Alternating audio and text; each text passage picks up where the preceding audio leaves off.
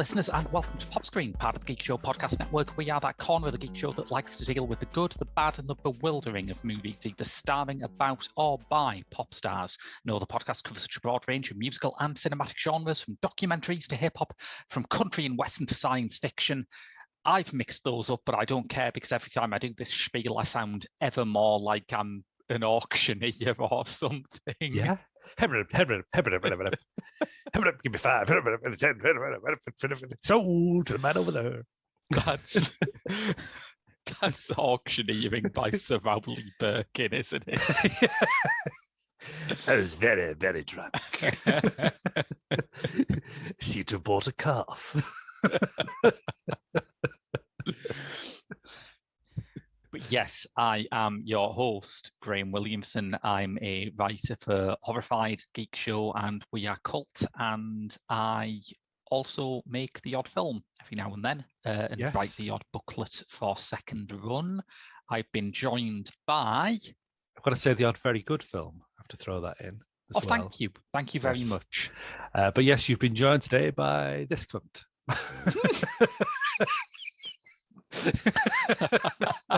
Just when the tea's going in. Brilliant. Yeah. We're joined by Mark Cunliffe, who also writes for the Geek Show and We Are Cults.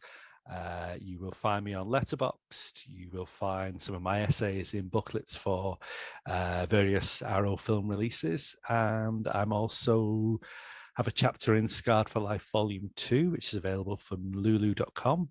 And just this past month, I've got my very first review quote on a film poster, which I'm quite proud about. Oh, no way. What was it for? Yeah, it was one of my Geek Show reviews. It's for Nobody Loves You and You Don't Deserve to Live, which is a really interesting political indie low budget Mancunian film, which I'm quite pleased with. Excellent. So, yeah. Well, normally on Pop Screen, we like to do artists who've been around for a while, who have some sort of meat to dig into in career terms, who you can do a bit of a deep dive on. But we're venturing into the charts for today's hottest new hit maker, Kate Bush, this week. It's mad, isn't it? It's really weird. Speaking of somebody who's like adored the blessed Kate since like my teenage years, I'm seeing all these like teenagers now, and it's like, the fuck took you so long? Well, yeah, I mean, but the impression I get from Stranger Things, and I might be wrong in this, is that it skews young in its audience, so I can forgive them for not knowing the work of someone who hasn't released an album for 11 years. God, is it 11 years already? And when she did, it had a 13-minute song about having sex with a snowman on it. So, you know, even that wasn't massively commercial. No, thank God, really. Yes. You wouldn't want a commercial Kate Bush. I have to say, before we launch into today's films, I have never seen an episode of Stranger Things. No, me neither. Oh, right. Thank God for that. I'm told it's very fantastical in the sense that it has American policemen saving American children, which, I mean, doesn't get much more fantastical than that, really, does it? Yeah, I'd avoided it too, because I just hate that whole 80s nostalgia industrial complex. But if it's achieved one good thing, it has got running up that hill to number one. Yeah, that's true. Yeah, we can forgive the idea that, you know, were the 80s great? That sort of rose tinted. Oh Lord, they weren't. Was it John Inverdale, the sports commentator, who decided to say, he tried to say rose tinted glasses, but it came out rose cunted glasses? I think it was, yeah. I was just reminded of when that sort of first stage of 80s nostalgia was going on with I Love the 80s and shows like that. Yeah, someone asked Billy Bragg about it, and he said, no, I prefer I Love the 1940s, or as it used to be known, The World at War. That was a weird series. I mean, I must admit, I bought fully into I Love the 70s and I Love the 80s. It was turn of the century Saturday night telly, wasn't it? You could have you'd have like 2 hours of like wall to wall nostalgia fest, and then you'd have like a film at the end of it. from that year that they'd just been talking about. But then when it got to the 90s, bear in mind it was like 2000 when this was on, it just felt a bit like I Love Last Tuesday Week, which doesn't really have the same appeal to anyone. I find it a bit unsettling watching things that I actually lived through being sort of flattened out, and all of the actual sort of conflicts and spiky bits that made those eras interesting to live through, assuming they were interesting to live through. I mean, some of them weren't, but they just get sort of smoothed out, and it's this world where everyone was listening to the same things, everyone was watching the same things. It's a palatable, existed, sanitized PG version of the lives we've lived, really, isn't it? Yeah. Yeah, I was very happy during the 90s, and I still have a soft spot for a lot of 90s culture, but I'm just watching this like first wave of 90s nostalgia establishing itself and just thinking, but it wasn't like that. What are you talking about? That wasn't the decade I remember. I mean, it's possible that I'm wrong, but that's not the case. So, well, this is it. I mean, we all have different opinions of the things we've experienced, don't we? Whereas those things are, can you have the same opinion for monetary value, which is all these pundits are interested in, isn't it? Yes. Do you remember this? No. Well, here's 50 quid. Will you remember it now? Oh, absolutely, yeah. There's a wonderful story Armando Iannucci once told about being invited on to a show about British sitcom history. And he sat there and sort of explained in what he felt were pretty cogent terms, and I'm sure they were, because he's a very smart man, but talk about, how a lot of the official version of sitcom history isn't really true, and there are more sort of complex things going on beneath the surface of a lot of consensus hits. Then at the end, the producer said, "Oh, that's great. And just for link purposes, can you say, and then there was Dad's Army?" It's like when it came out, the only bit of his interview they used at the start of the Dad's Army bit, and then there was Dad's Army. And continues to be Dad's Army forevermore. Every Saturday evening since 1990, I think. Yes. We've already gone wildly off track here, haven't we? Incredibly off track. But this is the atmosphere, isn't it? It's just two blokes just chatting nonsense before we get onto the main sort of this is the starter bit of the menu, isn't it? Well, there is a kind of lead in that I can give, because the first of a double bill, first time we've done a double bill on Pop Screen, but the first of the two sort of shortish films we're tackling is Kate Bush's self-directed 1993 film, The Line, the Cross and the Curve. And this is based on several songs from her album, The Red Shoes, which my memory was a lot of older, like a lot of adults I knew who were fans of Kate Bush, and I did know, a fair few people in my family were Kate Bush fans. For them, this was the first disappointment they'd had from her, that album. Yeah, I mean, listening to it now, I don't see that, but I do remember at the time, that was the general consensus. Oh, it's a bit of a dud, this, not really her on firing on all cylinders. So it's interesting that, an album that may have been unfairly maligned is the one she wanted to try and break out into film on. Or alternatively, maybe she thought the message from the album wasn't carried across well enough, so she'll try and do a film of it. Who knows? Well, they were made more or less simultaneously, so I guess she may not have had enough time to sort of incorporate the reaction to the Red Shoes in. But could be, yeah. Listening to the songs as they're played here, I mean, and these are the album recordings for the most part, so it's not a case of, they sound better when they're played live, because they're not being played live. I developed a theory about this. I think that if you got into Kate Bush as like a teenager during the 80s, those records were just they fitted into the pop landscape and also towered above them. An album like Hounds of Love is using the same kind of instrumental palette as a lot of contemporary synth pop albums, but it's doing stuff that's much more radical in a lot of ways.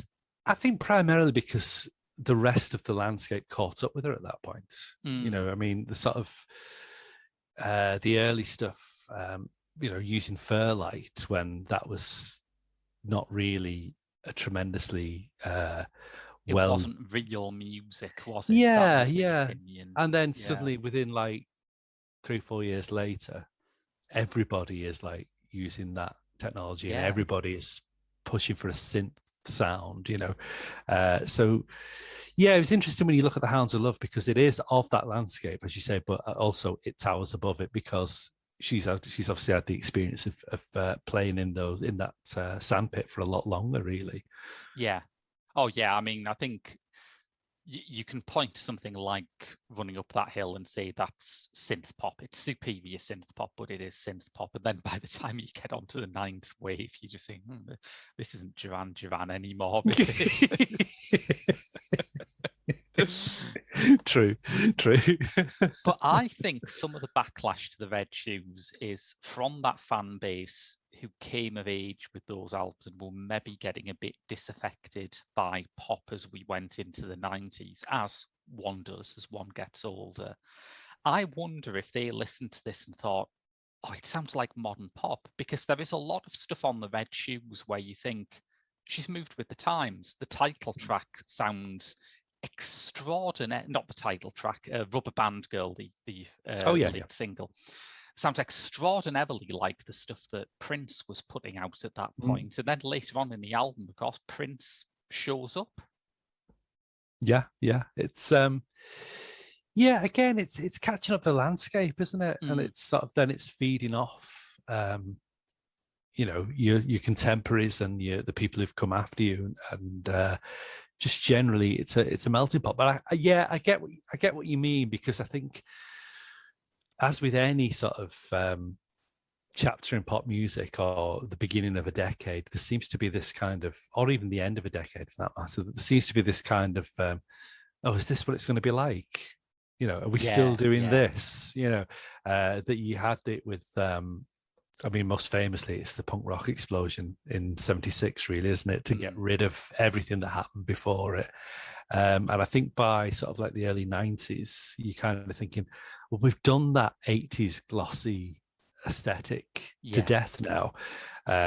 Let's go for something different. And, you know, grunge came along, which sort of dirtied it up a bit. And then Britpop sort of really sort of came about to give it that authentic British accent that was missing in a lot of music beforehand. But yeah, then again, that speaks of it, I suppose, in the same way that punk was quite ignorant or quite puritanical.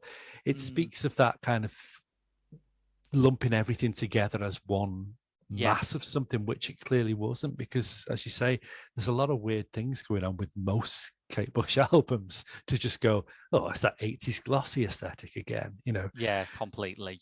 Yeah, it's like dismissing Bowie because you don't like glam rock, and you think, well, all right, maybe there's a couple of albums you won't like, but there's a bit more to it than that. Yeah, absolutely. I mean, it's like, I mean, the interesting thing now is that it's on Stranger Things, which of course is the whole packaged 80s nostalgia thing. When we were children, or approaching like 10 or whatever, we were already living a form of 80s nostalgia in Miami Vice, which just seemed to just every week packaged a song that was in the charts to give it, you know, to give it some sort of welly behind a scene or something like that. But I don't know if Kate Bush ever appeared on a Miami Vice soundtrack, which... Oh boy, can you imagine? I know certainly many of her contemporaries would have done. Duran Duran, Phil Collins, I'm sure they were all over most Miami Vice episodes. Crockett and Tubbs taking down another cocaine dealer to the soundtrack of There Goes a Tenor.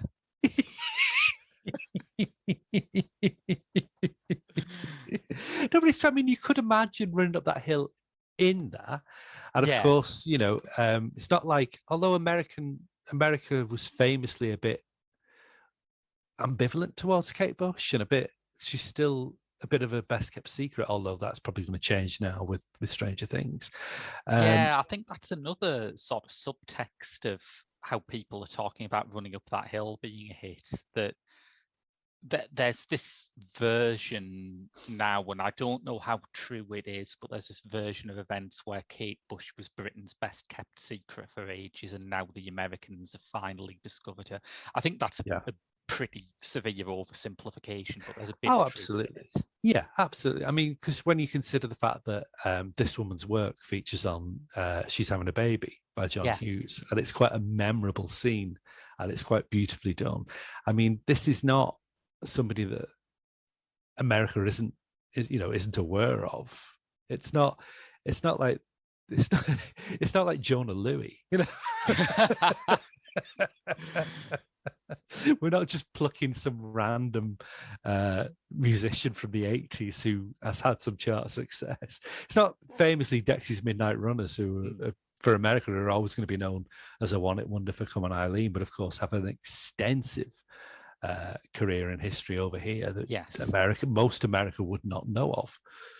Well, I think I've mentioned before, I am a great fan of reaction videos, and when you watch them enough, you can spot certain tropes and subtexts creeping under them. There's an awful lot of ones that seem to react mostly to British stuff, which I think is like America just giving us a comforting hand on the shoulder and going, "You're still cool, you know that. You're still all right." But one nice work, bud. One that comes up over and over again, I've noticed, is Americans, particularly Black Americans, listening to this woman's work and suddenly realizing that that Maxwell song they grew up with was a cover. That happens so many times. Yeah, and again, it destroys, like you say, it destroys the myth that. I mean, I'm not going to say that Middle America or most mainstream America knows Kate Bush or is interested in Kate Bush. Perhaps that's changing now, but the idea that the whole of America was completely ignorant of this seminal artist is just ridiculous. If you knew your music, you knew Kate Bush. You know, speaking of American Kate Bush fans, you know who really loves Kate Bush? No. Big Boy from Outkast.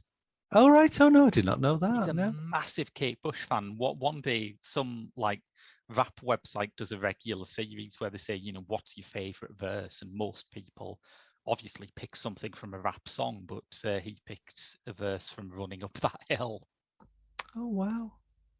Fair enough. See, it's all coming together then. It is. Yeah. So The Line That Crossed the Curb as a film, I suppose we're talking about 80s holdovers, and whereas I think that's an unfair thing to lay on the Red Shoes, which does connect with wider styles and more contemporary styles than that implies. As a film, this is definitely an 80s throwback. It's a throwback to those long-form music videos that Russell Mulcahy and Julian Temple were all making back then. I mean, I watched it again the other night, and the first thing that came to me was I was just shocked that it was 1993, really. Because I thought, hang on, the Red Shoes is about 93, isn't it? And I had to double check because I think this just feels like 88 or 89 or something like that. And even 88 or 89, it's sort of that kind of thing's had its day. Yeah. I mean, the biggest similarity that came to my mind was, as you just mentioned, then Julian Temple. So it's the one he did with Bowie. Is it Jazzin' for Blue Jean? Thank you. All I could think of was Blue Jean. I couldn't think of the rest of the title. It's that, really, isn't it? It's very similar to that kind of long form music video, short film, whatever you want to call it. Yeah, it's had its day by 1993. So it's a curious move from Kate Bush. Somebody, like I say, as we've just started this conversation, to sort of say that her contemporaries were catching up with her. You know, the rest of the landscape had caught up with her. It's a weird time for her to sort of dip a toe in something that everybody else has already done. Yeah, absolutely. Yeah. You know, if she'd have done this for Hounds of Love or The Sensual World, it would have seemed right on trend, but not so much now, I think. It was just an itch that she just wanted to scratch, that, you know, she wanted to see that she could do. Because originally, wasn't it supposed to be she was going to ask Michael Powell to do it, or have I just imagined that? She did contact Michael Powell. I don't know if it was specifically like for the directing job or just to pick his brains, but he is one of the like absent friends who's lamented on moments Yes. of pleasure. Yeah. Along with Her because it always gets me. guitarist, wasn't The it? guitarist, yeah, and Bill Duffield as well, the lighting engineer who tragically died on the tour. That one always gets me. That, hey there, Bill, can you turn the house lights up? It's the last line. It's quite poignant. Beautiful, Yeah. But Michael can Powell, yeah. I can picture it being something that she wanted to do, because one of the things you realize when looking through her back catalogue retrospectively is how consistent her cinema references are. They are always present on every single album. Yeah. I mean, it's a case of better late than never, really, isn't it? In the sense that she's always been, I mean, even as a child, when you think of her brothers and a father, the way they, the photograph book, the way they just sort of like created an image right from the off, really, just watching a child at play. It's almost like something out of Alice in Wonderland, really, isn't it? Yeah. So she's always been a visual artist as much as a sonic artist or an artist without. It's her ideas aren't just caught on vinyl, really. So it is strange that it took her this long to sort of, because the videos are outstanding anyway. Her videos are like mini films as it is. So it's and the weird thing is, videos for like Hounds of Love, Experiments, stuff like that, they're better than this film. It's a horrible thing to say, but they are, aren't they? It's almost unfair, really, because I think something like Cloud Busting is one of the all-time great music videos. As well as the fact that Kate Bush is dressed as a small boy throughout probably caused a lot of very confused feelings in teenage boys in the mid-80s. But it is fantastic. And yeah, I think so. I think this has that regular problem of extended music videos in that it's neither fish nor flesh. If you just cut it up and released it as a series of music videos, which she did eventually do, these are great videos. There isn't a bad one among them. If you expanded it into a full-scale musical feature film, it might have painted a bigger target on her back, but I think it would have been a better movie. Yeah. As it is, it's not quite either. It hints at something really interesting, but it doesn't hang together. There's no I mean, the most bizarre thing, which I don't know why anybody thought it was a good idea, is you open with Rubber Band Girl, brilliant song, love it, really beautifully done video with the dancing and what have you, and then how do we get out of that into the next thing? We'll have Peter Richardson come in with a big giant fan. Oh, it's out of control. You don't know how to switch it off. And then everybody has to run in and stop them. It's like something from, it's almost like a Cliff Richard film, isn't it? And you get the comic relief, the old comic actor who would have sort of like appeared in that pop up and go, ooh, and they sort of stop it for him. And then they move on to the next thing. It's just so, I don't know how anybody thought that was a good idea. And I don't know how, if Michael Powell was sort of courted to direct this before his untimely death, that clearly wouldn't have featured in it at all.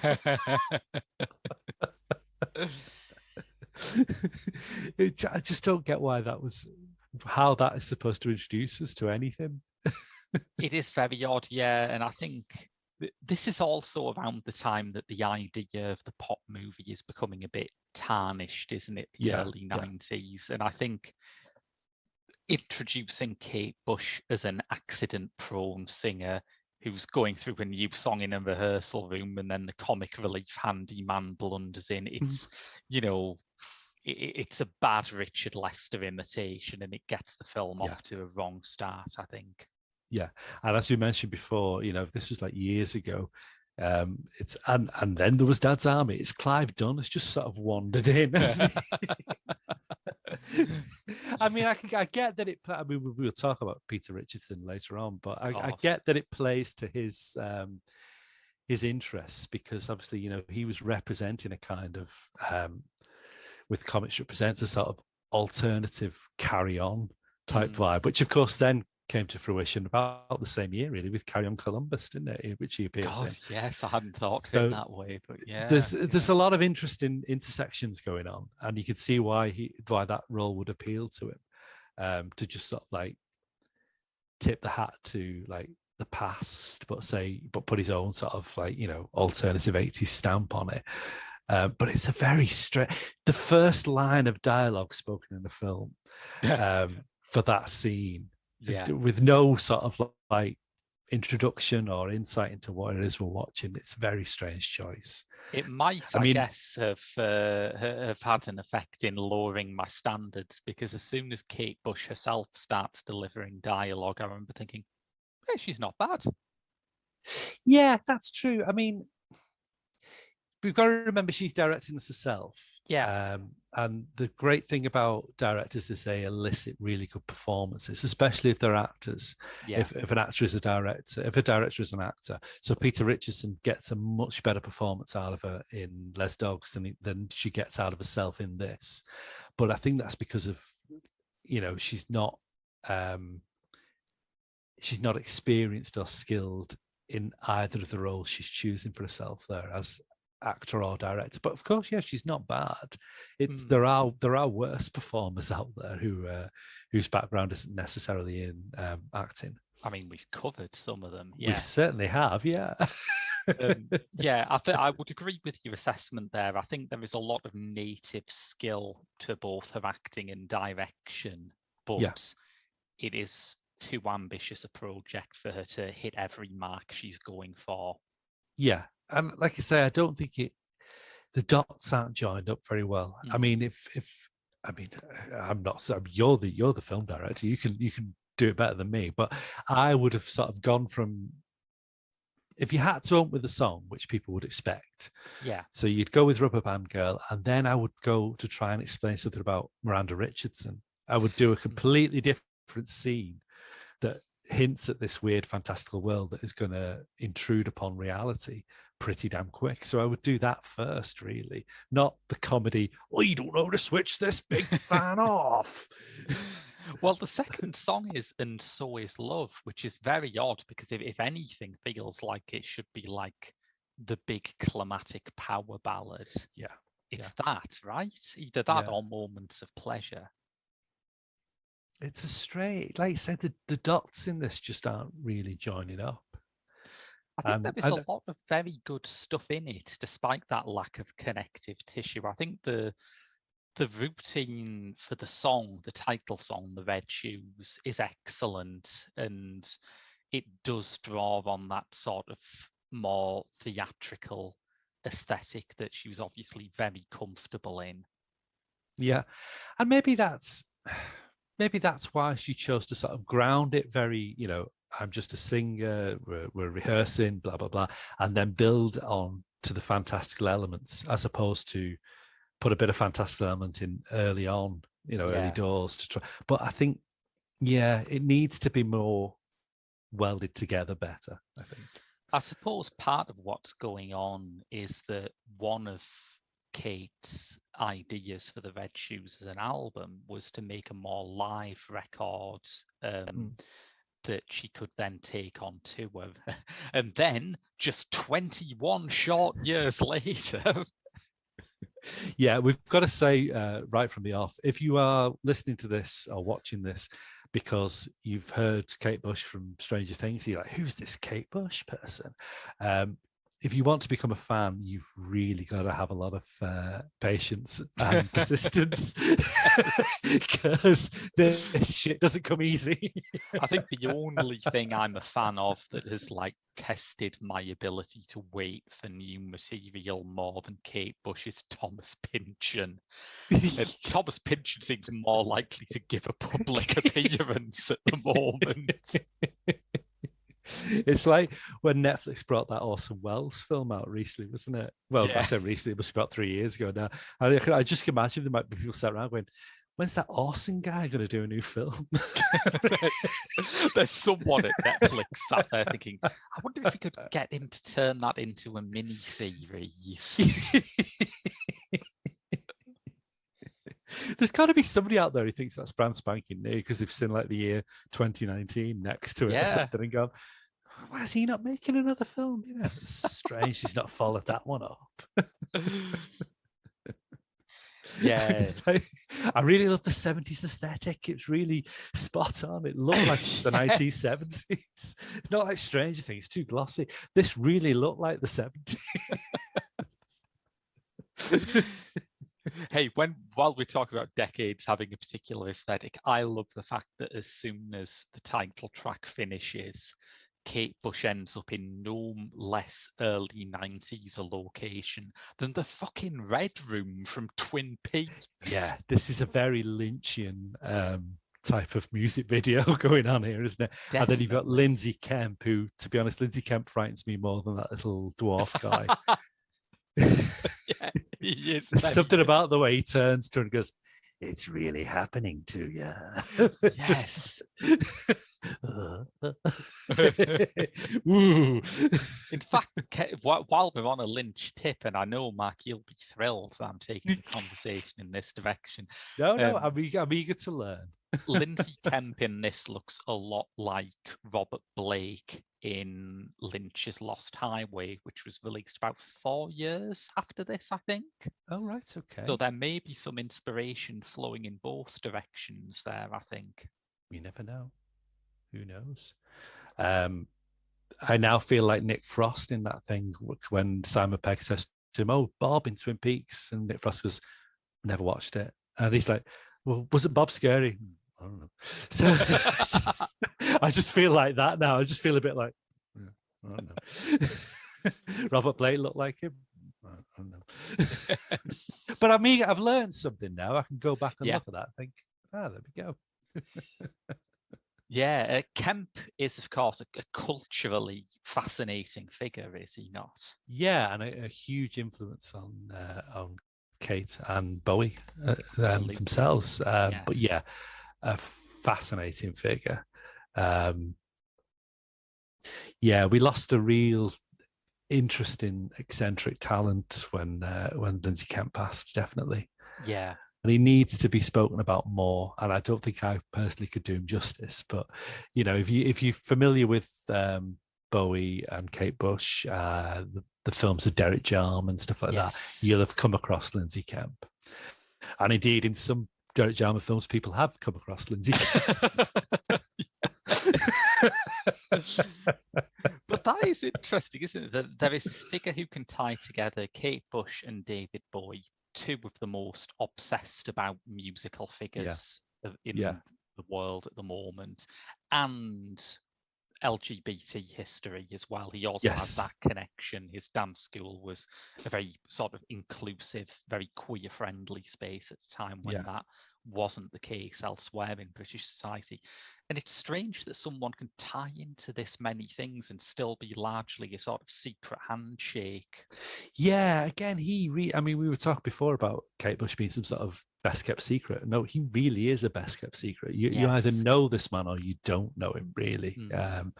You know, some people just go, "Who's that weird, creepy looking fella in this?" rather than go, "Oh shit, it's Lindsay Kemp." You know? Yeah, absolutely.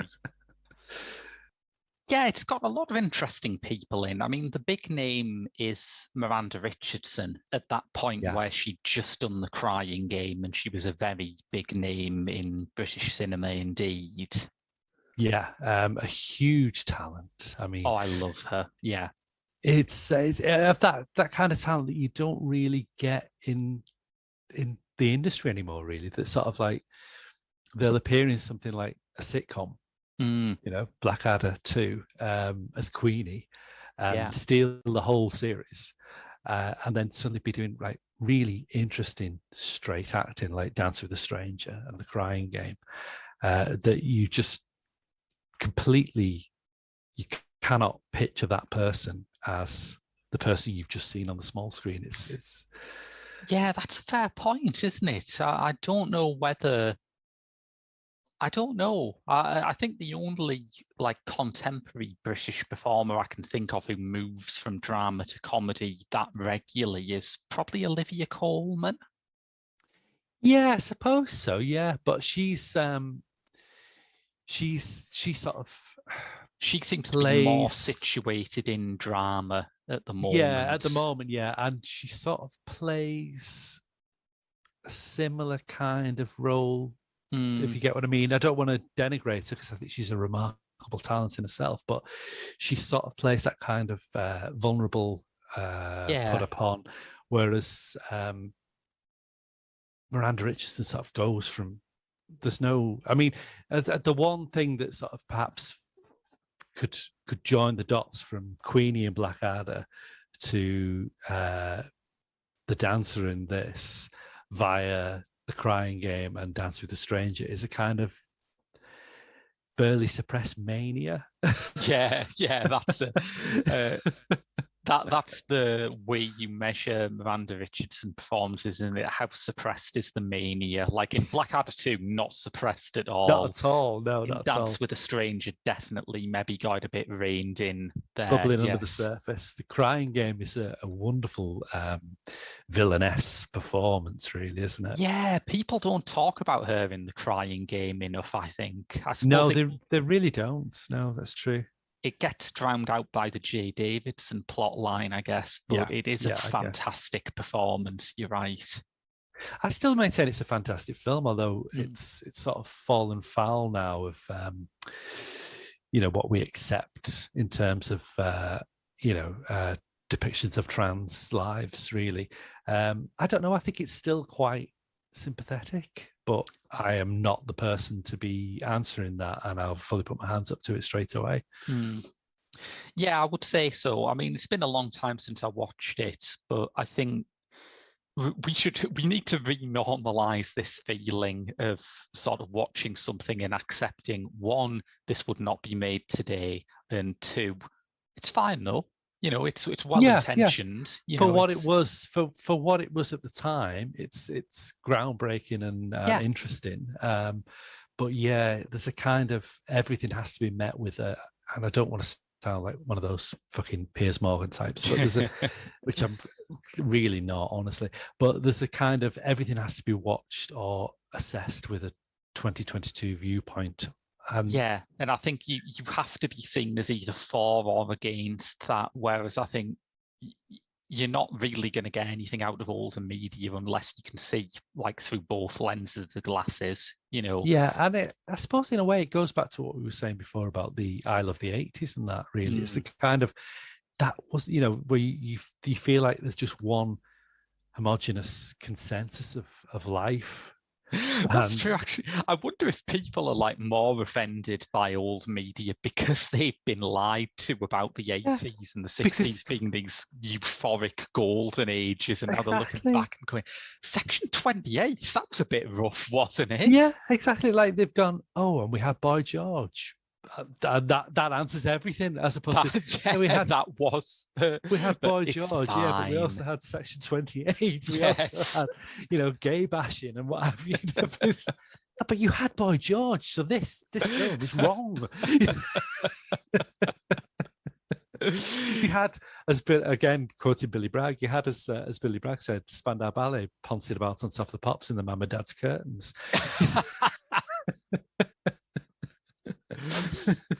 So it should be fine. And it's funny that, because I mean that can be a tool for good as well. Kate Bush is a very pouncing about on top of the pops in your Mum and Dad's curtains artist, but she is great. I suppose she is, but it's not. I never find it pretentious. I find it. I mean, it's almost, again, it's the Lindsay Kemp connection. She's almost like Bowie in the sense that it's like this other entity. There's no way to sort of compare her to. It's just like an alien visitor, really, isn't it? And to me, I think I was talking to Rob about this maybe it was on Directors Uncut a bit back, but for me, like the yardstick for pretension is there in the word. Is this a pretense? Yeah. And it's like, you can say many things about a teenager who knows who G.I. Gurdjieff is in the days before the internet helped you to just type the name into Google, but that's some level of knowledge, right? Yeah, absolutely. Yeah, that like yeah, you've hit it there with the yardstick thing. Is the pretense to this? A bunch of South London lads pouncing about in the Mum and Dad's curtains. It's a pretense. Yeah. So we can, no, I completely agree with that. And also, I've got to say, Directors and Cut just still sounds like some sort of weird pornography of yes, non-circumcised filmmakers. I've really got to take this up with Rob one day. We're back to Sebastian again, aren't we? Yeah, we are. In fact, to Lindsay Kemp being spaffed all over, whilst Jordan with her fantastic muff, just sort of good Jordan listeners, not bad Jordan, good Jordan. Yeah, good Jordan. Good Jordan, who's inexplicably played by that whiny little woman from Game of Thrones in Pistol. I am still a bit of a Maisie Williams defender, but I haven't plucked up the courage to watch Pistol yet. I feel like I probably will end up doing it, if only because I've made this fucking podcast and it's a rod for my back now. Anything with a music connection, I just watch and think, shit, there's an episode on that coming out. Madonna's directing a film about Madonna. Oh, fucking hell, I'm going to have to do it one day, aren't I? Just count yourself lucky that Black Lace aren't going to do a film. That's it. So far as we know. So far, the Black Lace story. One new on Disney Stranger Things appearance away from having a major revival. New on Disney Plus, the Black Lace story. Directed by Nick Love or something like that. I think you found the perfect parallel to Pistol there, haven't you? Like the most down market band with the most down market version of Danny Boyle. Although Ken Loach's Black Lace story, I would definitely watch. Oh, that could be interesting. Yeah. Well, Danny Boyle always said there's a Ken Loach version of Trainspotting to be made, isn't there? So it's like kind of a Ken Loach version of Pistol, or of the Black Lace biopic that we're now mooting. I wonder if every one of Danny Boyle's films has a parallel universe Ken Loach version of it. I'd love to see a live lesson. Yeah, that would be interesting. That'd be an interesting one, definitely. Ken Loach's Olympic opening ceremony, in which James Bond assassinates the Queen.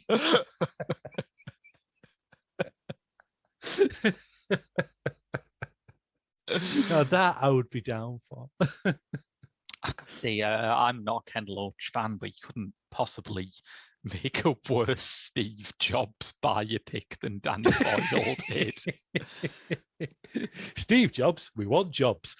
Yes, that's it. A proper anti-capitalist version of the Apple story, as opposed to one that just radicalizes you into an ardent Maoist by how bad it is.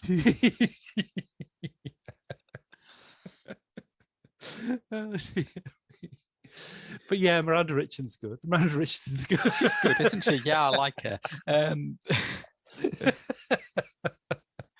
A couple of more connections before we move on to the second half of this double bill, but we've talked about Lindsay Kemp.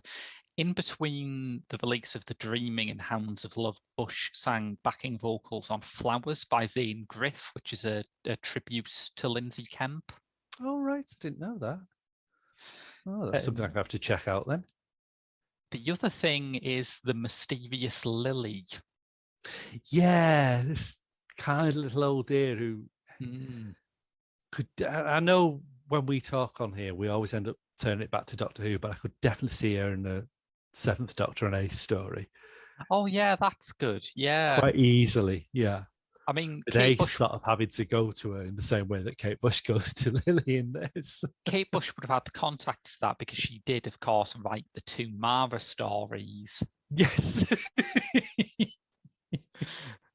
Shall we? I think like listeners won't understand that unless we vent one of But the I most... love the fact that it won't. So can you imagine if you've literally just, I mean, it's never going to happen, is it? We don't have the pull, unfortunately. But can you imagine if people have just come to this from Stranger Things and now they're being inundated with like Lindsay Kent being spaffed on, a Ken Loach version of something popular, and now the Mara.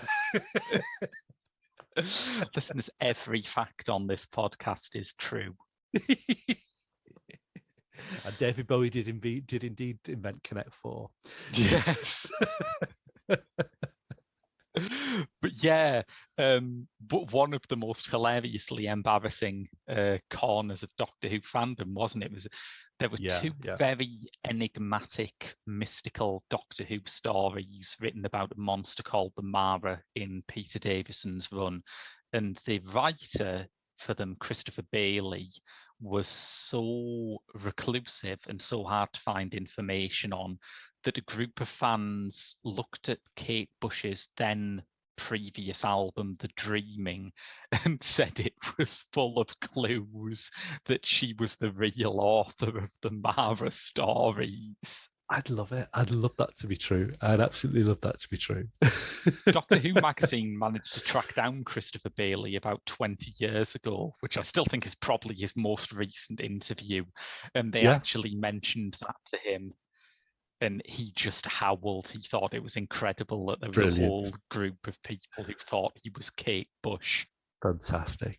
Yeah, I seem to recall, I haven't read that into a long time so about Doctor Who magazine, but I seem to recall like from tidbits and anecdotes about him, he was some sort of Buddhist who wore yellow socks and meditated an awful lot. So I mean, that's basically it. Yeah, he was a genius, but he, like a lot of geniuses, he was not cut out for the sort of pacey, collaborative, bottom line focused world of television writing. No, I guess not. But two fantastic stories nonetheless. Yeah, love them. Yeah. There is another Kate Bush Doctor Who connection that I only found out about while researching this, and this is very convoluted. But you remember the video to Babushka, don't you? Oh, yes. Everyone remembers the video to Babushka. Her costume in it was inspired by a book she found with the extraordinary title of Raven, Sword Mistress of Chaos. I bet that was good. That cover they're on John Peel's Festive 50, aren't they? That on at the wrong speed there. Coming up tonight, it's a special session with Raven, Mystery of Chaos. No Harold Wilson sat in on Radio 1. Come and have a look at this, Mary. Coming at you with all the topical references here. Maybe Harold Wilson will have a comeback after Stranger Things reference. I think that'd be good. I like it. I think that would be good. Yeah. I hope they do come back. Yeah. I think that would be good. Raven, Sword Mistress of Chaos, though, the cover, which Kate Bush took as inspiration for that costume, was illustrated by Chris Achilleos. Oh, right. Okay. Who did so many of the early Doctor Who novel covers. Yeah. Was he the guy who punched David Bowie as well at art school? And that is why why Bowie had a different coloured eye? I never heard that. I assume if that's true, I would have heard that before. I heard it was someone actually at his school, like, that George Underwood was guy who hit Bowie in the eye. Is that another fan myth, do you think? Might be then, yeah. I seem to recall hearing a Doctor Who artist. Right. So, yeah, that could be another one that we've unearthed there. Oh, well, hang on. I've searched for George Underwood, and he is listed as an artist. Doesn't mention any Doctor Who stuff on his Wikipedia page. He did an awful lot of album covers. The name's not jumping out at me as something that I've recalled reading on the back of a Target book or anything like that. No. But you never know. You never know. Yeah. And then there's another slightly weird one in Cloud Busting. Donald Sutherland from the basis of that video, everybody was saying in the 80s when there was talk of a Doctor Who movie finally being made that he would be perfect to play the Doctor based off that video. Which is wild, isn't it? Because you think he's playing Wilhelm Reich. I mean, Wilhelm Reich did have a magic box, but it was not a TARDIS. No. It definitely was not a TARDIS. It really wasn't, no. But it's just that general sort of avuncular, paternal, professorial type. Yeah. Even though most of it was just him doing that, an awful lot in that video, wasn't it? Pointing a lot.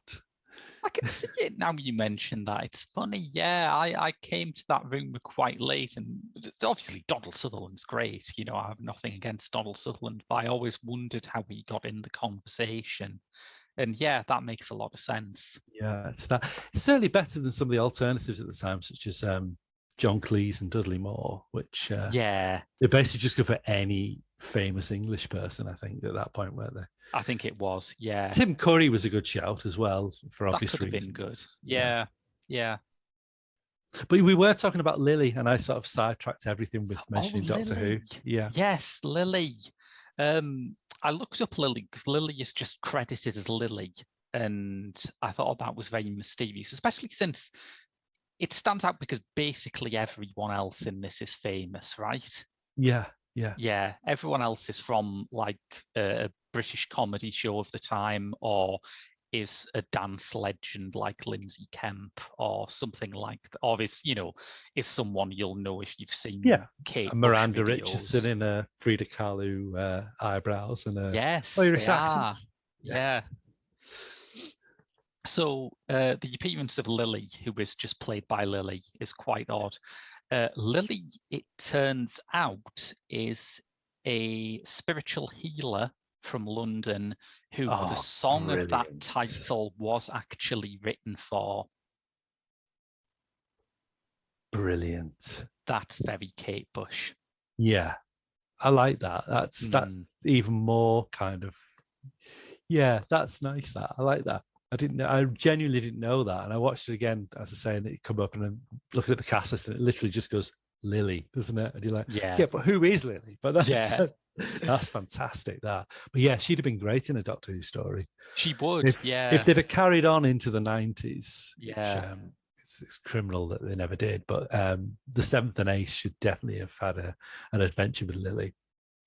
It's one of those things too where the rest of the cast are so much of a certain scene that you find yourself kind of going through your head for, was there anyone in Blackadder who looked like that? Was there anyone in Filthy Rich and Cat Flap who had that look? Just the night before I watched this, I watched that Imagine episode about Miriam Margolyes. Oh, I watched that the last week. Yeah. Good, wasn't it? It was. It's great fun. I think it's a shame they sort of literally robbed any reference to a politics out of it, though. That was the only downside for me. It's like, clearly it just shows you how fucking weak the BBC is now, that they can't accept any criticism of current government or any support for left-wing causes. Yeah, although, while I think it was probably done out of cowardice, I do like the idea that we are Trojan horsing this incredibly bolshy pro-Palestinian woman into national treasure status. Yeah. It's national treasure is a term that I use a lot, but it always leaves me a bit uneasy. So I'm now going to call people nationalised treasures, which would be much better, I think. Miriam Margolyes, Maxine Peake, people like that, they should definitely be nationalised treasures. Definitely, yes. I think Miriam Margolyes should be available for the public good when required. Yeah. You want somebody to fart in a lift? Get Miriam Margolyes down. Did she blame it on Alan Clark? Because if so, we've solved that mystery from the Baal podcast. From previous podcast. Yeah, that's true. I'd love it if she blamed Alan Yentob in that kitchen just between the pair of them. That's you there. We should note that after a full BBC inquiry, Alan Yentop has been cleared from charges that he farted in a lift.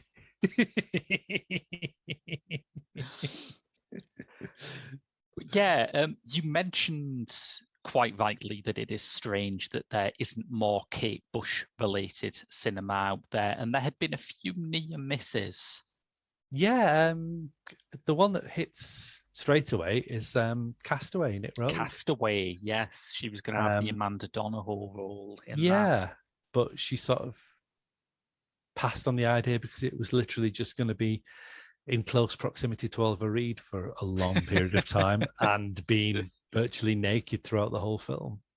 Yeah, I think it's not altogether a surprise, is it? Yeah, you would pass on that, I think. But she did give the soundtrack, the theme, did she? The main theme, which was a very good song, "Be Kind to My Mistakes," which I've always been really keen on that song. Lovely title too. Yeah, it is, isn't it? Yeah. Yeah, I quite like that film actually. Castaway. It's not Rogue's best, and it is sort of suffering from that kind of 80s canon film funded sort of down market auteurism. Yeah. But I do quite like it, yeah. I remember reading the book. It's by Lucy Irvin, isn't it, the book? I don't know. I didn't know about that. Yeah, Lucy Irvin was because it's a true story. Lucy Irvin was the woman who literally answered an ad for Girl Friday. Man Seeks Girl Friday. And there's a few books that Lucy Irvin wrote called like Runaway was one of her early ones. She sort of literally ran away from home. So she's always had that kind of nomadic, free-spirited impulse. So she answered the Girl Friday post and became Castaway. And then Gerald Kingsland, who is the Oliver Reed character, he then wrote his version as well, which didn't grab the popular consensus as much as Lucy Irvin's did. No, it doesn't seem to.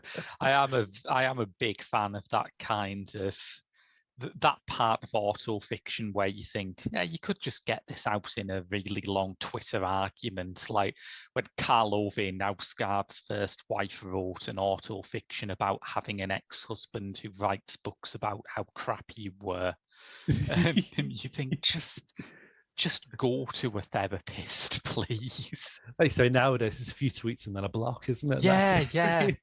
Let the rest of the world sort of debate it for you after that.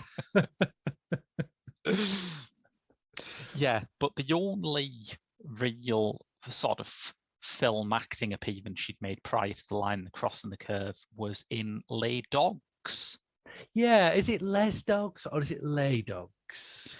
Well, my French was frequently acclaimed by my teacher as almost supernaturally bad. So I'm not going to say. I think my school report one year said great progress could be made if he would learn to pronounce most pronouns. That would be helpful, wouldn't it? Yeah, that would be helpful. Although I packed in French. You know, when you had to do your choices, so you do 3 years. I packed in French after the third year. So all I remember now is "Où est la gare," which apparently is "Where is the train station?" Défense de fumer, no smoking, and défense de cracher, no spitting. So they're the only French that I have, unfortunately. An English teacher of mine had the worst experience trying to bluff French when he was in bio, and when you're in bio, you want to see local donut shop, I think it is. Yeah, absolutely. Yeah. No, there's one reason why a teacher goes with a class to Bayer, and he was looking for that, and he wanted to ask a policeman, but he's an English teacher. It's not his job to know French. So he thought, okay, well, Bayer, you don't need to translate. Where is Uwe? And tapestry? It's probably just tapet or something like that. So he went up to a police and said, "Où est le tapet Bayer?"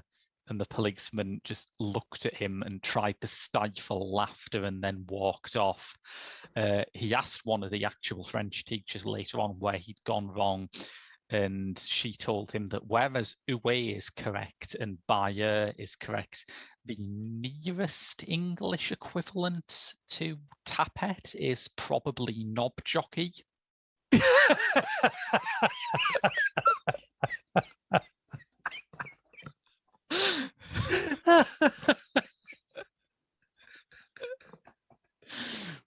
Where's the knob jockey of Bayer?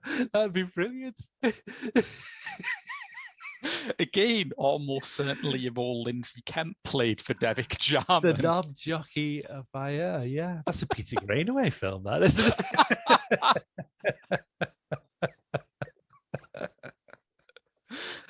Oh, God, that is good. That is so good. Lay dogs, though. Yeah, but my question still stands. I'm not sure whether it's supposed to be clumsy French, or whether it is, I don't know, or whether it is supposed to be proper French. I'm not sure. Having a sort of Franglais name feels like a very wedding band thing to do, doesn't it? Yeah, and the whole film is a riff on, or a very British idea of absurd, surreal, black European comedy, isn't it? Yeah, it's a bit sort of Weekend era, Jean-Luc Godard. It's a bit Bunwellian, that sort of thing. Yeah. Perhaps we should explain to some listeners what the comic strip, the strand that this aired as part of, actually was. Yeah, by all means. Yeah, it's. Do you want me to try it, or do you want to try it? Well, I don't know. I was trying to think of how I'd describe it, really, and it's quite an odd thing. It was basically a series of one-off comic plays with a regular cast that would generally. No, I mean, they changed their run times, didn't they? There were a few of them that were feature length, I think. Yeah. Supergrass. Yes. But I think that was cinematically released, wasn't it? Supergrass, I think. Well, it's very porous, isn't it? It seems to be like people talk about there being a crossover between film and TV now, but this is really a crossover between film and TV. And I mean, quite hard to tell which one is a film and which one isn't. Certainly, many of the original Channel 4 ones were used as like support features on various cinema circuits in the 80s. Definitely, I know Strike definitely was a support feature. But yeah, comic strip is a sort of term for a loose collective of alternative comedians that came about in the late 70s. So you're looking at the cream of sort of British comic talent at that time: Alexei Sale, Rick Mayall, Edmondson, French and Saunders, Peter Richardson, Nigel Planer, Keith Allen, various people like that. Yeah, absolutely. Yeah. And Robbie Coltrane, of course, before he was serious actor, Robbie Coltrane was in an awful lot of them. Yeah. At this point, I think this is 1990, isn't it? So I think it had just moved to this might be the first series they did for the BBC. Yes, I know. Because originally it was Channel 4, wasn't it? It did say BBC in the end. Yeah, I was looking this up because I've seen a fair few comic strip presents, but I've never studied them in the depth to which I think they deserve. And this was part of Series 5, which, as you say, was BBC. It divides up very oddly in that it has basically a first half of the season, which is like topical parody, particularly in that form that they inaugurated with Strike, where you play out some parochial kind of British government story as though it's a Hollywood blockbuster. It's my favourite, really, from that season is GLC, isn't it? GLC, The Carnage Continues, with a theme song by Kate Bush. Kate Bush, yes. Ken, who is the funking sex machine? Ken. Which, not many people are going to sing that about Ken Livingstone now, unfortunately. But probably not. No. I still stand by it. It was. I remember you mentioned Ken back when Kate Bush made a sort of comment about Theresa May that a lot of people interpreted as her being pro-conservative, and she later said that was misinterpreted. But as you said, you cannot sing Ken and be a Tory. Yeah, It's not it's just possible. impossible. It's just impossible. But Ken's a brilliant. GLC, sorry, is a well. Ken's a brilliant song. I do love Yeah. that song actually, but because again, it's with that song, there's no sense of a musician just running something off as a joke. There's some real drive, commitment, and power behind that song, as well as its tongue being firmly in cheek. And I think also, we are going back to the thing about Kate Bush always being an essentially cinematic musician, that all of the soundtrack work, is something that she puts serious passion behind. She doesn't just do it to cash in. Yeah. Yeah. I mean, it's a song. It's not like 30 seconds of a song that is just played on a loop, which it could have easily been, because it just fits the half-hour film. You could just do something for 30 seconds, run it off, and just put it on a loop throughout the background. Yeah. But it's a proper commitment. But GLC and parts 1 and 2 of South Atlantic Raiders, which is a Falkland spoof. Falklands one, yeah. That's the first half of the series. And then the rest of it goes into a sort of odd, like, spoofs of art house cinema, which nowadays seems extremely esoteric, because most television doesn't trust you to have seen anything other than other television shows. This is it. Yeah, it's much more of a it knows its audience. Yeah, it knows its audience are probably they're familiar with Time Out or something like that, so it knows its audience are going to know some of the allusions it's riffing on, and if they don't, then just stay for the jokes. I don't think it's really dependent on that, in a way that maybe like Spaghetti Hoops, which is a parody of Italian neo-realist films, and that's in that series. It was it's a true story though, isn't it? Is it? Yeah, it's based on the book. I think it's called God's Banker. I think his name was Calvi. Oh, Roberto Calvi, right? Yeah. Right. So Nigel Plain is playing Roberto Calvi in that. Yeah. Ah. Which is quite a fascinating little and really playing it really well for what is essentially, as you say, like half-hour spoof or something like that. Yeah. It gives great commitment to it.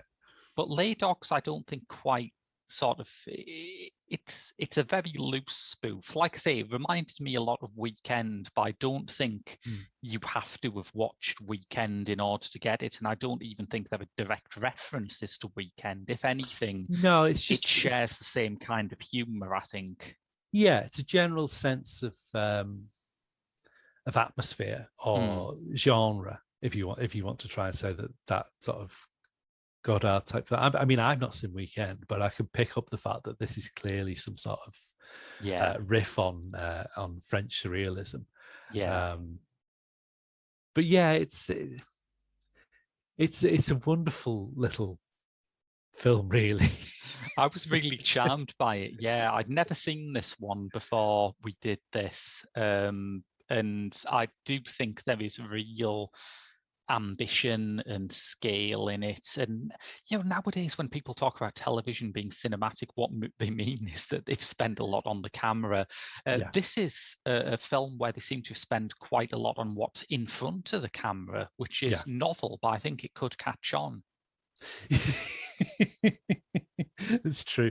The great thing about Peter Richardson, I do think he's one of our most unsung directing talents, really, because he is an auteur in a very traditional sense. But the sad thing about him is that his best work is cinematic, but it's cinematic on television as opposed to on cinema. When he's tried to make the break to cinema, he's always failed. It's like he did the Stella Street movie after a good 3 series of Stella Street on BBC Two. He then did a movie of it, and it was crap. And then you've got Churchill: The Hollywood Years, which is a kind of comic strip film in all but name, which again riffs on that idea, as you say, of a sort of parochial moment in British history that has become bastardized by a Hollywood blockbuster interpretation. So obviously it's like, let's tell the story of Winston Churchill, but if Winston Churchill was a young, attractive American played by Christian Slater. Yes.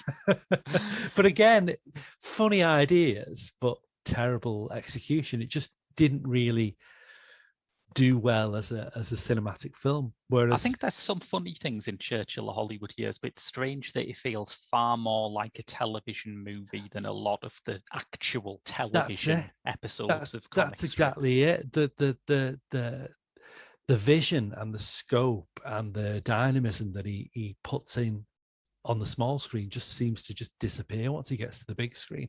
The nearest success, I mean, it's a long time since I've seen The Pope Must Die with Robbie Coltrane, so I can't comment on that one. But the nearest success was probably Supergrass. But as I say, I don't know if that was originally made for TV and it somehow became a film, or he always had the idea to do it as a film. But it's got one of, I think Lenny Henry calls it one of the most defining moments of 80s British cinema, which is Robbie Coltrane walking along the oh yes, the it's like a break, the breakwater at the beach, with Frankie Goes to Hollywood, a violin tribes case with a gun in it, or well, we think it's a gun, we're not sure. It turns out it's a chainsaw, isn't it? Or a suitcase with that in, and Two Tribes by Frankie Goes to Hollywood. It's a fantastic piece of cinema. It just so, I mean, it's not often I agree with Lenny Henry on most things, but I mean, that is something that I would tip my hat to say, you know, fair play to Lenny Henry. You can see that, you know. Yeah. And the other film was Eat the Rich, which came, I think, a couple of years after Supergrass, which is a comic strip film released for cinema, but comic strip in all but name, in that he does that thing where he decides to, and I don't, again, it's a strange choice. He's created an ensemble of comic talent that you would expect to see in all these things. And then when he got the chance to do a big movie, he doesn't feature them in any significant roles. They're sort of like background sort of supporting players. Instead, I think the closest sort of regular was Robbie Coltrane. He has a major role, and the lead role is by Alan Pillay, who is a sort of non-binary cabaret performer, which I remember at the time he's an acquired taste, let's say. He's a bit of a Marmite person, and not a very good actor. So to try and put an entire film around, I'm saying, sorry, I'm saying he. It's not he, obviously, is it? Yeah. Well, he would have identified as he at the time, I guess. But now I suppose that they identify as they. So he's shit. Yeah, it's okay. I've been spending quite a lot of time talking about Sophie Hagen recently, who I've become a real fan of, and I'm very confident one day my fandom will extend to correctly gendering them without having to think about it. It'll happen. Yeah, I hope so too. It's a struggle, and I know I as soon as I said I think it's shit. No, but yeah, they were an acquired taste back then, and it's weird that they were given the opportunity to essentially front a film. I'm sure Paul McCartney has a cameo in that film as well, which again is just weird. There's a lot of weird famous faces in the background. Yeah. Well, something which he certainly stuck to with Lay Dogs, which has all of the regular comic strip presents characters in: Sale, Richardson, McKinney, all of them. And also, of course, Kate Bush as the bride. Yeah. It's I tried to, I actually looked today to try and find source for this, but I'm sure I couldn't find it, but I'm sure I've heard it somewhere, and it might have been Dawn French that said it, that Richardson only cast Kate Bush in the role because he wanted to kiss her. And I'm sure it's a teasing little comment, because I don't actually think he does get to kiss her in the whole film. No, I think every time he goes in for a kiss, he sort of snap back to reality, isn't it?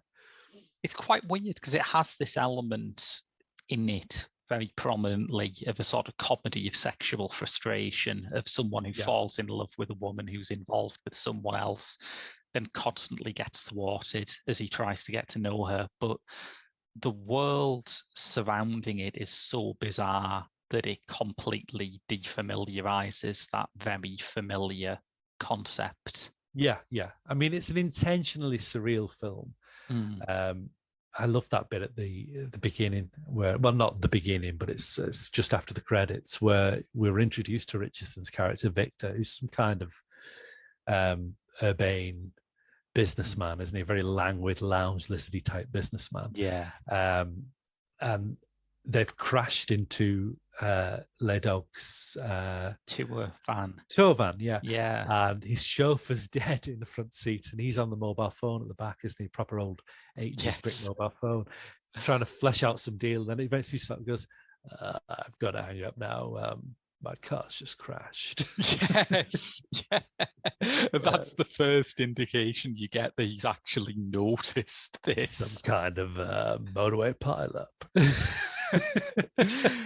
Before that, you've had that bizarre opening scene with some kind of like vaguely Central American kind of despot in full military uniform talking in an English accent about how he's going to ban cars, and he's supposed to be the leader of the Green Party, isn't he? So in this, I did not pick up on that at all. It was just completely abstract. They keep screaming at it. I mean, there's Pete Richards, who co-wrote it, screams, "No, you green bastard, no," or something like that. And then later on, I think Stephen O'Donnell says when they run out to get the cars because he's just banned the motor car, and he's like, listen, there's 140 in this. You can go 140. I've got a full tank here.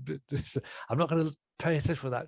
It's a horrible phrase, but I'm quoting it. Well, that green faggot tells me, something like that. Yeah. So he's supposed to be the Green Party leader, and somehow they've come to power.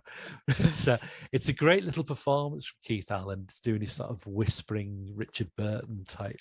Yeah, he's surprisingly subtle in this, isn't he? Yeah, it's really not a register he goes back to very often. No, that's true. That's true. He's just sort of like swithing about in a chair, isn't he, and speaking in a very peaceful but eerily sinister kind of voice while he's sort of pulling on his swagger stick, isn't he? And it ends with that fantastic punchline after, is it television that he bans next, or something like that? He says, you'll have to go back to having conversations with each other in a room, which brings me to telephones. Telephone and the racing pigeon.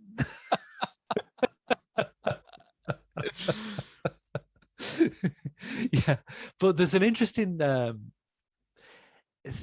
sort of slip in that. I think it's a slip, either that or they just decided to put him there anyway. But it's the opening scene, and Peter Richardson stood there with them as part of the wedding party. Oh, right. Yeah. So either that should never have been the opening scene, and it's supposed to occur later on in the film, but somewhere along the line they went, oh, we'll put it at the front of the film. Or they just decided they needed a few more bodies in that room, and it didn't really matter that Peter Richardson is clearly playing the character who's only introduced into the film after the credits. So it's an odd one, that. Yeah, I don't know. It's the sort of film which is so dreamlike that you can just about get away with. Yeah, that. you could just about say, well, yeah, we expect that. Yeah. It's interesting that he cast Kate Bush as the bride. Bearing in mind, I just think of The Wedding List. Even though the violence is being done all around her, but it just harks back to The Wedding List for me. It's one of those performances that I think is very, I think it's a good performance on her part, but it also takes into account the whole idea of casting a pop star is that some people might not be able to suspend disbelief. And this uses it like a lot of Bowie's performances do, but this uses that to its advantage. If you think of Kate Bush as this very ethereal presence who has no business being in a film with a load of grubby English comedians, you're in luck, because that's basically who she is here. Basically what they're asking for us to convey, aren't they? And they do it by the idea of it's a traditional English preoccupation. It's a class war, isn't it? Yes. So Kate's the daughter of Alexi Sale. The daughter of Alexi Sale and Miranda The daughter of Richardson. Alexi Sale and Miranda Richardson, yeah. What genetics? Yeah. Alexi Sale is clearly some kind of Black Watch officer, would we say? Because he's wearing a kilt and Oh, of it's a very course, yeah. ceremonial. And Christopher Malcolm's his brother-in-law, and he's in the same get-up. So it's an old sort of landed gentry, military type of establishment family. Yeah. And then Daniel Peacock as the groom. His family are, for want of a better word, white trash, really. Yeah, they're very Essexy, aren't they? Yeah, Yeah. at a push, you would say they were nouveau riche, wouldn't you? Yeah. But yeah, they look like they look like they've not only stolen the family silver, they're in the process of trying to sell it back to you at a knockdown price.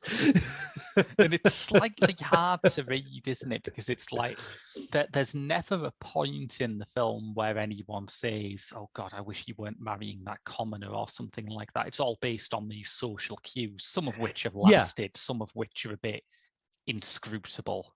Yeah, I mean, you buy into. I mean, it's very, again, it's the mark of Richardson as a director that he does those clear divided lines. So you've got all of the bride's family sat on one side of the room, and all of the groom's family sat on the other side of the room. There's wonderful sort of like panning shots, so you just see with the look on the faces and the way that they're dressed that they are two polar opposites of class. But it's not, because it's sort of inspired by French surrealism, that you could play it without sound, Yeah. And, for another country would still get those. I think they would still understand what's being said there, even though class warfare is a perennial sort of English preoccupation.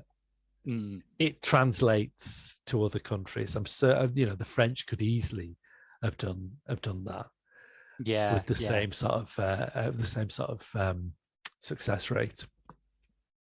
Yeah, I think so. I think sometimes when I watch comic strip present stuff, I do think, this is maybe sailing a bit over my head, because I'm a bit like, although I have learned about some of the events they're describing retrospectively, I was not immersed in them at the time because I was a baby for some of it. But it's like, but sometimes I feel like things flying over my head. And in this one, I did a bit, but it really, it doesn't hurt the kind of odd ambience of the film, which I think is really I'm sure that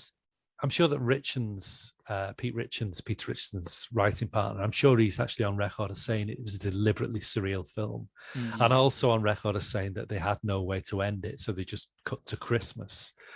Yeah. So I just thought, well, yeah, it's surreal, isn't it? We'll just go with that, So it is supposed to go over your head a little bit, I think. I don't think it's any harm done by the idea that it's not fully registering or you're not fully following it. Yeah, I also think the ending is odd, because it's one of the few things in it that I thought was a bit more clear, in that you have that final image, which is very memeable, isn't it? It's a meme before its time, of Kate Bush with the kind of glowing eyes. Yeah. And there's a sort of a car crash sound effect, and it leads towards an interpretation that all this weirdness has just been some kind of Carnival of Souls style death dream. Do you know what's just come to me then? I said at the very beginning, Pete Richardson's in the throng around the TV set. Yeah. Of course he fucking is. They're all going to that wedding, aren't they? Oh, of course. Yes. And then there's the car crash. He's already dead, isn't he? Yeah. So he was part of that wedding party after all. Yeah. I think we've just solved this, haven't we? We've just solved Les Dogs. Fantastic. I mean, yeah, I suppose so. Yeah, I suppose that must be it, because it's the lights, which of course are the headlights. It's the sound of the crashing gears and the collision, and then you're into the credits at the end. So everything else, yeah, I suppose it makes sense now. Yeah, it is. I really enjoyed it, and I think anyone sort of coming to it now, while they will find some of the references a bit abstruse, will be fascinated by how singular it is. It is, and I try and stop myself saying this, but it is impossible to imagine this going on television now. It's so true. It's so true. Well, I can't even remember the last comic strip that was on television. I think it Was might have been Red Top, I think. Yeah. And that was for Gold or something like that. So, I mean, it's how the mighty have fallen, is it? You've gone from Channel 4 to the BBC to Gold, with a couple of misfiring cinematic releases along the way. It's a shame, really, because, you know, I had the privilege of, I've mentioned before on this podcast, having a very enlightened father who would literally just say, well, there's no, I didn't have a bedtime, you know, so it's just like you go to bed when everybody else goes to bed. And my dad would watch the young ones, Filthy Rich and Cat Flap, Comic Strip Presents. So I got to sit at his knee and watch all of those things, and it sort of shaped me who I am, really. One of my fondest memories is watching Bottom in the 90s with him, and just the pair of us pissing ourselves laughing while my mum just wonders what the hell we're giggling at, really. But yeah, and that goes back to it as well. It's a very funny film. It's a really funny film. But it doesn't feel like it's pressing for laughs, doesn't it? It doesn't feel like it's just really going all out for them. Yeah, it's almost like it's so subtly done that it's almost like the laughs could pass you by if you're not careful. But some of the lines are brilliant, like Miranda Richardson trying to convince Kevin Allen's Les Dogs band leader to play. You know, it's like, they're not shooting at you, they're shooting across from you, and we have paid you. So I think the biggest laugh I got out of it, and the one that is maybe most representative of its style, is when I think it's Peter O'Donnell is at the wedding party, and Stephen O'Donnell. Spud Gun. Spud Gun, isn't it? Yeah. Why you call Spud Gun? Give me a spud and I'll show you. But he said he's like in the middle of this shootout at the wedding party, reloading this assault rifle and just casually going, yeah, they said it was going to rain, but it's actually turned out pretty nice weather all round, hasn't it?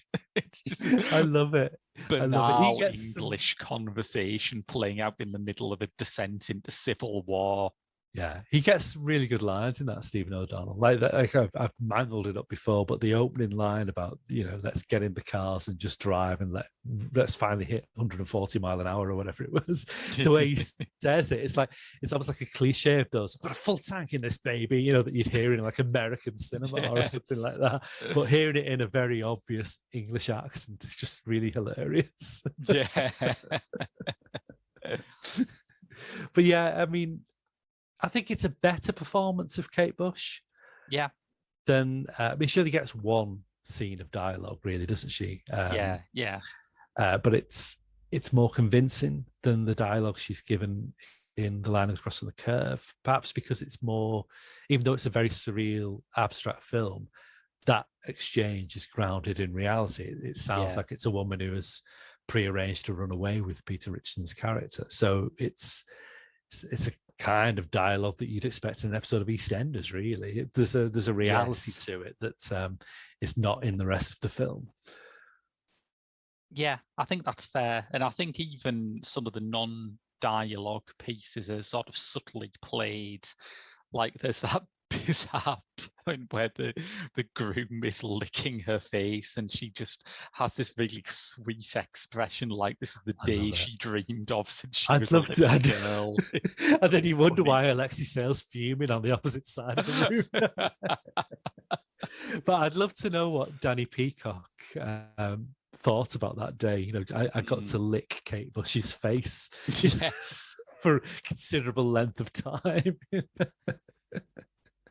The only thing that, again, if we were to go from that idea of like, this is not tolerated with 2022 eyes, it's the whole subplot of Peter Richardson then pretending to be a doctor when she's collapsed and sort of sweeping her up off her feet and taking her into a hotel room, whereupon we don't see anything happen, but he's obviously spending some significant time with her in this hotel room while she's unconscious.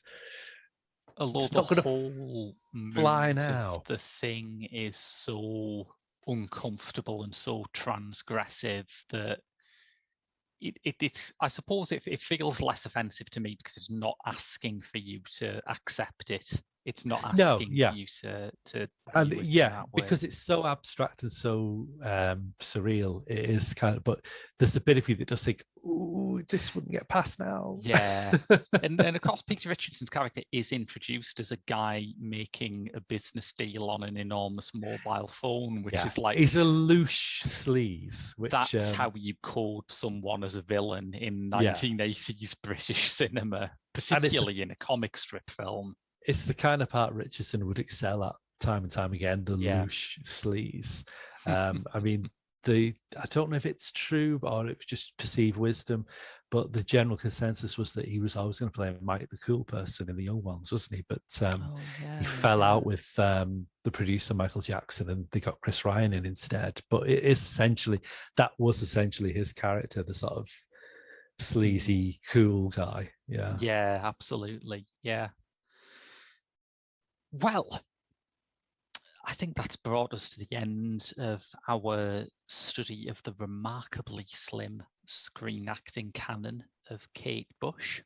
Which we've probably talked about longer than both of those films put together. We probably have, yeah. Because, I mean, we probably haven't mentioned it, but the Line of the Cross and the Curve is about 44 minits long. Les Dogs is about 30 minutes long. Yeah. We've probably done more than that, as is our want. And, you've got to really sort of explore the Blessed Kate, really, haven't you? So, of course, yes. Got to give her due respect.